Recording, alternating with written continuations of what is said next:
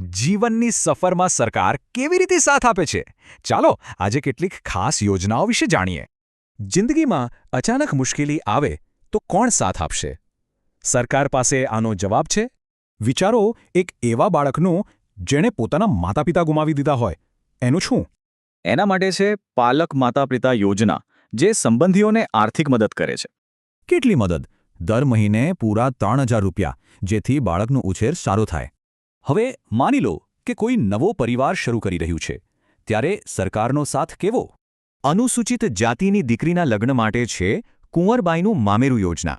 આ યોજનામાં એકસાથે 12000 રૂપિયાની સહાય મળે છે. યાદ રાખજો, 12000. એટલું જ નહીં, સામાજિક સમરસતા માટે આંતરજ્ઞાતીય લગ્નને પણ સરકાર પ્રોત્સાહન આપે છે. અને આમાં તો પૂરા 2.5 લાખ રૂપિયાની મોટી મદદ મળે છે દંપતીને.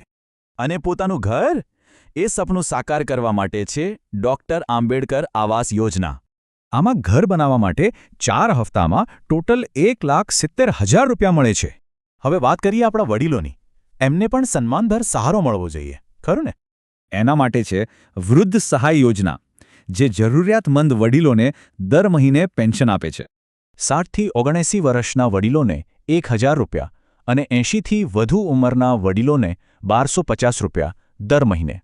પણ વિચારો, જો કોઈ પરિવાર પોતાના કમાનાર સભ્યને ગુમાવી દે તો? આવી સ્થિતિમાં રાષ્ટ્રીય કુટુંબ સહાય યોજના પરિવારને સુરક્ષા કવચ પૂરું પાડે છે. આમાં પરિવારને એકસાથે 20,000 રૂપિયાની આર્થિક મદદ કરવામાં આવે છે. ચાલો તો ફટાફટ આ બધી યોજનાઓનું એક ક્વિક રિવિઝન કરી લઈએ.